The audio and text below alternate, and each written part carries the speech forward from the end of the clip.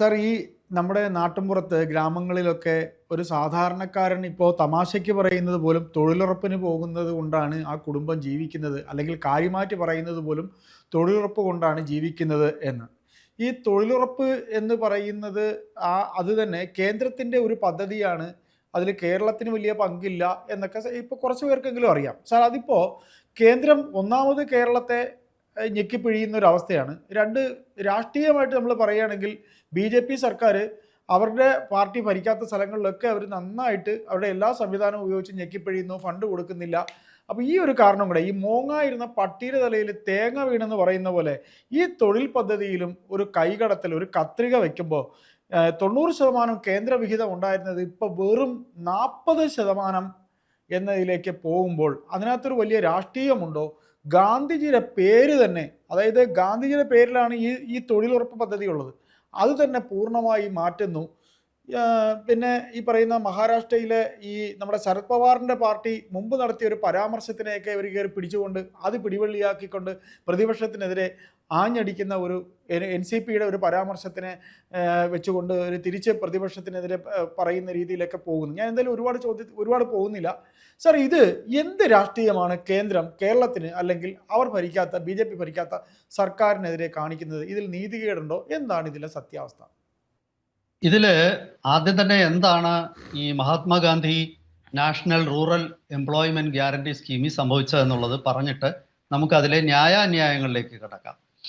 ഈ MGNREAS എന്നത് 2009 ഈ പദ്ധതിക്ക് ഇങ്ങനെ ഒരു പേര് വരുന്നത്.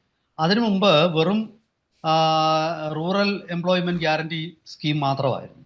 2005 തുടങ്ങുന്നത്. 2009 ഇതിന്റെ പേര് മാറ്റുന്നത്. അപ്പോൾ പിന്നെ ഇതിന് പേര് മാറ്റിയിട്ടുണ്ട് നേരത്തെ തന്നെ. ഇപ്പം ഏത് പേരാണെന്നുള്ളതാണ് മറ്റൊരു പ്രശ്നം. അത് സംബന്ധിച്ച് ഒരു വ്യക്തതയുടെ കുറവുണ്ട്. ചില മാധ്യമങ്ങളിൽ പറയുന്നത് Viksit Bharat guarantee for Rozgar Ajeevika mission, അത് വല്ലാത്തൊരു പേരാണ്. VBGRMG എന്ന് വേണമെങ്കിൽ നമുക്ക് പറയാം. അതാണ് കുറച്ച് മാധ്യമങ്ങളിൽ ഞാൻ കണ്ട പേര്. ഇനി ഞാൻ വേറൊരു ഹിന്ദി മാധ്യമങ്ങളിലൊക്കെ കാണുന്ന പേര് പൂജ്യ ബാപ്പു റോസ്ഗാർ യോജന എന്നാണ്. ഇതിലേതാണ് എന്നുള്ളത് വരും ദിവസങ്ങളിലെ വ്യക്തമാകുള്ളൂ. അപ്പോൾ പൂജ്യ ബാപ്പു എന്നാണെങ്കിലും മഹാത്മാഗാന്ധിയുടെ പേര് മാറ്റിയിട്ടില്ല എന്നാണ് മനസ്സിലാക്കേണ്ടത്. മറ്റതാണെങ്കിൽ Viksit Bharat guarantee for Rozgar Ajeevika mission Gramin, വല്ലാത്ത പേരാണ്, ഹിന്ദിയാണ്. എല്ലാ പേരുകളും ഹിന്ദിയിലേക്ക് മാറ്റുന്നതിൻ്റെ ഭാഗമായിട്ടാണ് അത് ചെയ്തതെന്നാണ് പറയുന്നത്. അപ്പോൾ അതിൻ്റെ ചുരുക്കപ്പേരായ VBGRMG നമുക്ക് അറിഞ്ഞുകൂടാ. ഇതിനകത്തിൽ 7 മാറ്റങ്ങൾ മുഖ്യമായിട്ട് പദ്ധതിയിൽ വരുത്തിയിട്ടുണ്ട്. പദ്ധതി സംബന്ധിച്ച് ഒരു ആക്ട് നിലവിലുണ്ട്. ആക്ട് ഭേദഗതി ചെയ്യാൻ പോവുകയാണ്. ഇപ്പോൾ അയ്യപ്പദാസ് പറഞ്ഞതുപോലെ ഈ പദ്ധതിയിലെ ഏറ്റവും പ്രധാനപ്പെട്ട ഒരു വസ്തുത, എനിക്ക് തോന്നുന്നു ഈ അടുത്ത കാലത്ത് വരെ ഈ വിവാദം ഒരുപക്ഷെ കേന്ദ്ര സർക്കാർ തന്നെ ആഗ്രഹിക്കുന്നുണ്ടാവാം.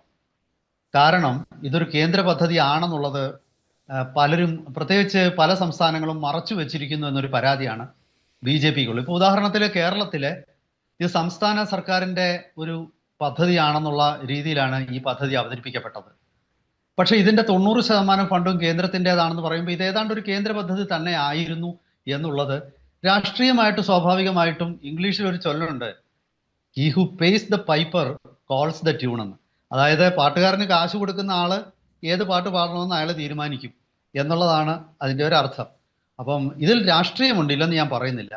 അയ്യപ്പദാസ് സംശയം പ്രകടിപ്പിച്ച പോലെ തീർച്ചയായിട്ടും കേന്ദ്ര സർക്കാരിനെ സംബന്ധിച്ച് കേന്ദ്ര സർക്കാരിൻ്റെ ഫണ്ട് കൊണ്ട് പ്രവർത്തിക്കുന്ന ഒരു പദ്ധതിയുടെ ഗുണം, രാഷ്ട്രീയ ഗുണം അവർക്ക് തന്നെ ലഭിക്കണമെന്ന് അവർക്കുണ്ടാവാം. അത് തെറ്റോ ശരിയോ എന്നുള്ളതിലേക്ക് ഞാൻ പോകുന്നില്ല. ഇവിടെ എല്ലാ രാഷ്ട്രീയ പ്രസ്ഥാനങ്ങളും അങ്ങനെയൊക്കെ തന്നെയാണ്. കാരണം അതുകൊണ്ടാണല്ലോ MM മണി പറഞ്ഞത് എല്ലാം വാങ്ങിച്ച് ഞണ്ണിയിട്ട് കയ്യും കഴുകി വോട്ട് ചെയ്യാതെ അങ്ങ് പോയി എന്ന് പറയുന്നത്. ശരിയാണ് സർ. അപ്പോൾ അത്തരം ചിന്തകൾ രാഷ്ട്രീയ പ്രസ്ഥാനത്തിനുണ്ട്, എല്ലാ രാഷ്ട്രീയ പാർട്ടികൾക്കും ഉണ്ട്. അതൊന്നും ഇല്ലാതില്ല. കോൺഗ്രസിനാണെങ്കിലും പിന്നെ BJPക്കാണെങ്കിലും CPMനാണെങ്കിലും എല്ലാം ഉണ്ട്. അതൊരു ഭാഗത്ത് നിൽക്കുമ്പോഴും നമുക്ക് അതിലെ ഈ അതായത് ഒരു കാര്യം ഈ പദ്ധതിയുടെ ഒരു മേന്മയായിട്ട് ഞാൻ കാണുന്നത്, ഇത് 2ാം UPA സർക്കാർ അധികാരത്തിൽ വരാൻ അന്ന് കോൺഗ്രസിനെ സഹായിച്ചത് ഈ മഹാത്മാഗാന്ധി തൊഴിലുറപ്പ് പദ്ധതിയാണ്. ഒരു സംശയവുമില്ല. ഇത് വലിയ ഗുണപരമായ മാറ്റങ്ങൾ ഗ്രാമീണ മേഖലയിൽ പലയിടത്തും ഉണ്ട്. അത് ഞാൻ ഈ ഒരു പദ്ധതി ആസൂത്രണം ചെയ്ത ഒരു വിദേശ സാമ്പത്തിക വിദഗ്ധനാണ്, അദ്ദേഹത്തിന്റെ പേര് ഞാൻ മറന്നുപോയി. എന്നിരുന്നാലും പ്രത്യേകിച്ച് സ്ത്രീകളുടെ കയ്യിലേക്ക് വരുമാനം വന്നത് ഈ മഹാത്മാഗാന്ധി തൊഴിലുറപ്പ് പദ്ധതി വന്നതിന് ശേഷമാണ്. ഒരു തർക്കവുമില്ല, രാജ്യത്ത് വലിയ മാറ്റങ്ങൾ കൊണ്ടുവന്നു. പക്ഷെ ഇനിയും മറ്റൊരു ചോദ്യമുണ്ട്. മാറ്റം കൊണ്ടുവന്ന ഒരു പദ്ധതി എല്ലാ കാലവും അതുപോലെ തുടർന്നാൽ മതിയോ? അവിടെ പോരാ, പദ്ധതിക്ക് മാറ്റങ്ങൾ വേണം. കാരണം എന്താണെന്ന് വെച്ചാൽ, ഇത് പദ്ധതി കൊണ്ടുവരുന്ന കാലത്ത് അന്ന് നിലവിലിരുന്ന പ്രതിശീർഷ വരുമാനം അല്ലെങ്കിൽ അന്നുണ്ടായിരുന്ന ഗ്രാമീണ സമ്പദ്ഘടന അതൊക്കെ ഇന്ന് ഒരുപാട് വ്യത്യാസപ്പെട്ടിട്ടുണ്ട്. അപ്പോൾ വരും കാലങ്ങളിൽ അനുസരിച്ച് ആ കാലഘട്ടത്തിൻ്റെ ആവശ്യങ്ങൾ അനുസരിച്ച് ഏതൊരു പദ്ധതിയും കാലാകാലങ്ങളായിട്ട് അതിൽ മാറ്റങ്ങൾ വരുത്തണം. അതും പക്ഷെ അതിലെ എല്ലാവരുടെ അഭിപ്രായം കണക്കിലെടുക്കണം എന്നും കൂടിയാണ് എൻ്റെ ഒരു വിലയിരുത്തൽ. അത് കേവലം രാഷ്ട്രീയമാകരുത്. അങ്ങനെ രാഷ്ട്രീയമായിട്ട് BJP ചെയ്താൽ സ്വാഭാവികമായിട്ടും BJPക്ക് അതുകൊണ്ട് ഉദ്ദേശിക്കുന്ന പ്രയോജനമല്ല, തിരിച്ചടിയായിരിക്കും ഉണ്ടാകുക. അപ്പോൾ മാറ്റം വരുത്തരുതെന്ന് ഞാൻ പറയില്ല, പക്ഷെ ആ മാറ്റങ്ങൾ പൊതു നന്മയ്ക്കായിട്ട് ഉള്ള മാറ്റങ്ങളായിരിക്കണം. കാരണം ഇതൊരു വലിയ പദ്ധതിയാണ്. ഇത് കോടിക്കണക്കിന് ജനങ്ങൾക്ക് ഇതുകൊണ്ട് പ്രയോജനമുണ്ട്. പക്ഷെ ഇതിൽ ഒരുപാട് പ്രശ്നങ്ങളുണ്ട്. ഞാൻ ആളിൻ്റെ പേര് പറയാതെ തന്നെ ഞാനൊരു കാര്യം പറയാം. എൻ്റെ ഒരു സുഹൃത്ത്, അദ്ദേഹം ഇടതുപക്ഷ നേതാവാണ്. അദ്ദേഹം ഈ തദ്ദേശ സ്വയംഭരണ സ്ഥാപനങ്ങളുമായിട്ട് ബന്ധപ്പെട്ട് പ്രവർത്തിക്കുന്ന ആളുമാണ്. അദ്ദേഹം ഈ പദ്ധതിയുടെ നടത്തിപ്പിലെ വൈകല്യങ്ങളെക്കുറിച്ച് കേന്ദ്ര സർക്കാരിന് ഒരു കത്തെഴുതി. രഹസ്യ കത്താണ്. കത്തെഴുതാനുള്ള കാരണം അദ്ദേഹം എന്നോട് പറഞ്ഞു, ഈ പദ്ധതിയുടെ വിഭാവനം ചെയ്തിരിക്കുന്ന കാര്യങ്ങളിലേക്കൊന്നുമല്ല ഇതിൻ്റെ ഫണ്ട് ഉപയോഗിക്കുന്നത്.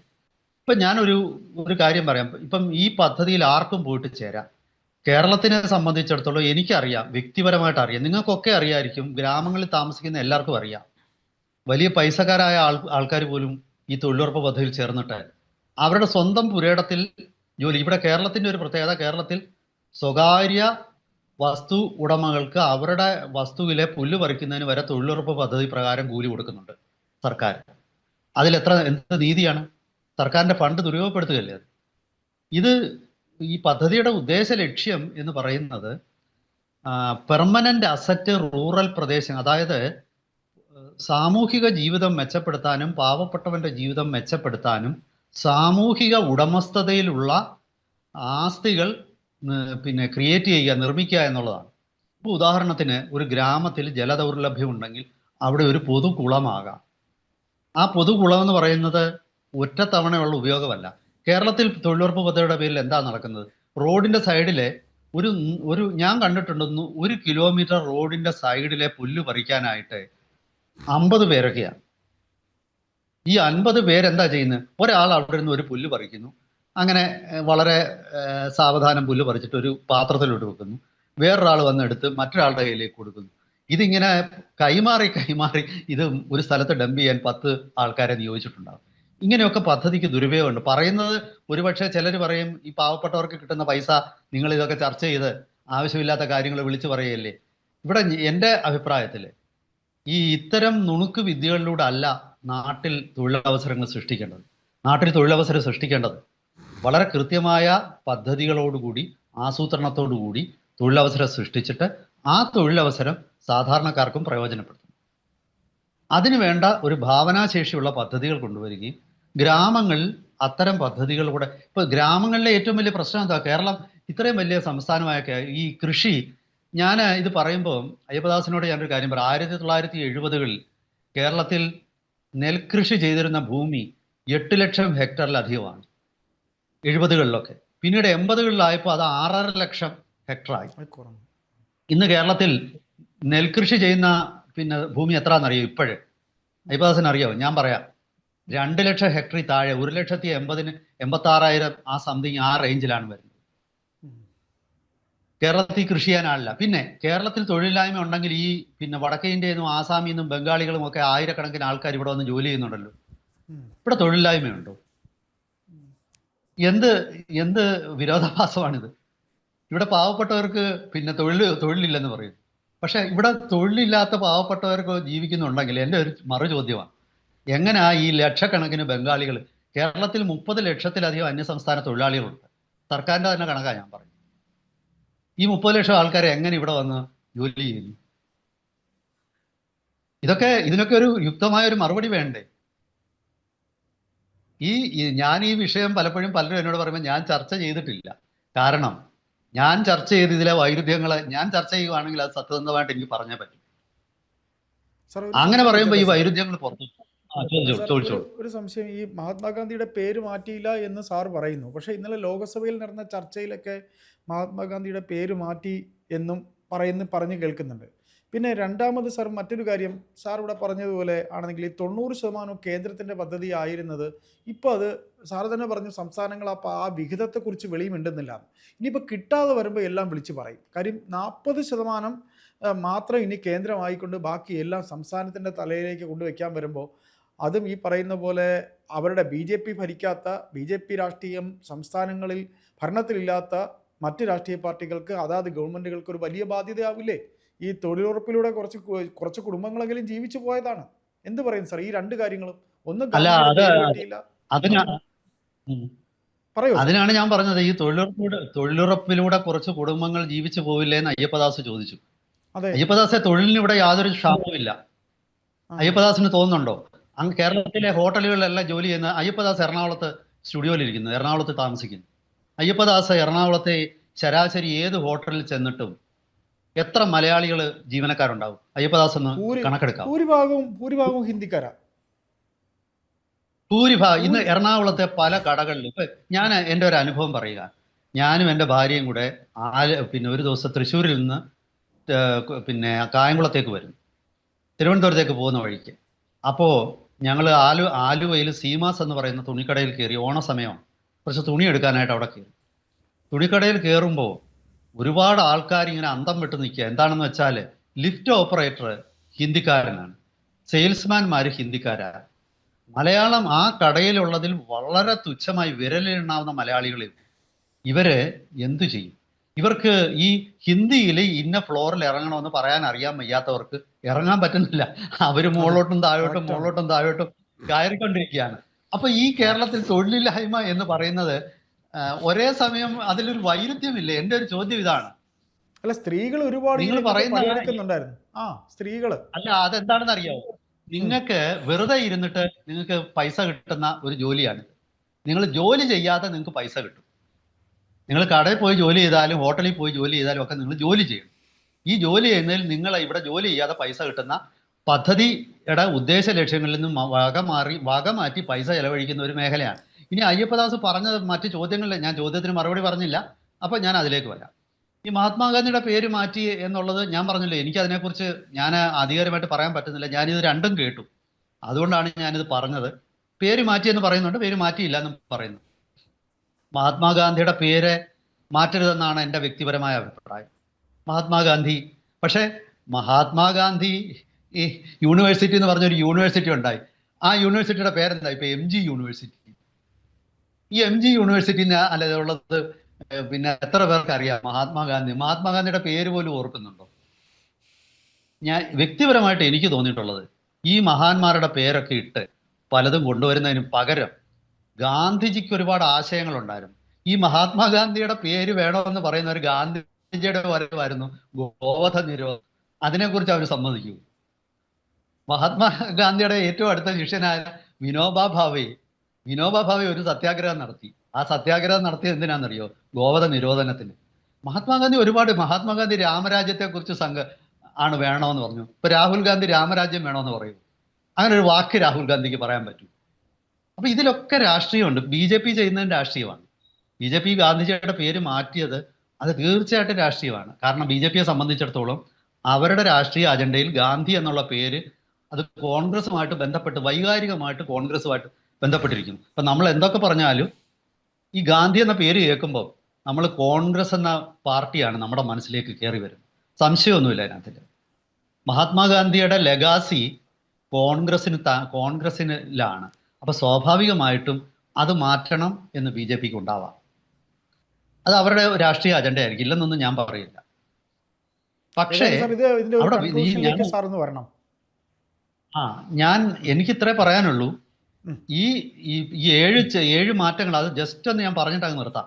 7 മാറ്റങ്ങൾ എന്ന് പറയുന്നത് അവിടെ തുടങ്ങിയത് ഈ ആക്ട് ഭേദഗതി ചെയ്യുക, 120 ദിവസം എന്നുള്ളത് പിന്നെ ഈ ദിവസങ്ങളുടെ എണ്ണം കൂട്ടുക, ജില്ലാതലത്തിൽ ഒരു കമ്മിറ്റി ഉണ്ടാക്കിയിട്ട് ഈ പിന്നെ ലേബർ സപ്ലൈ അനുസരിച്ചായിരിക്കും ഇനി പദ്ധതികൾ, അതായത് എത്ര പേര് തൊഴിൽ ആവശ്യമുള്ളവരുണ്ട് അതനുസരിച്ചായിരിക്കും പദ്ധതികളുടെ ഫണ്ടിങ് വരുന്നത്. പിന്നെ അടുത്ത് വരാൻ പോകും. അങ്ങനെ കുറേ ഘടകങ്ങളുണ്ട്. ഞാൻ എല്ലാം പറയാനുള്ള സമയമില്ലാത്തതുകൊണ്ട് ഞാൻ പറയുന്നില്ല.